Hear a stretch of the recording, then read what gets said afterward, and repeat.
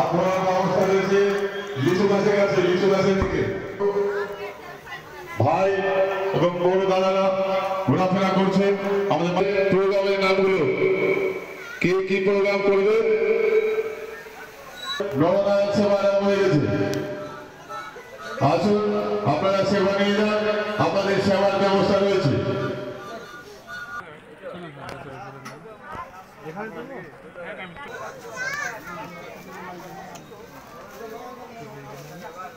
ভোগ অনুষ্ঠান হলো নাকি?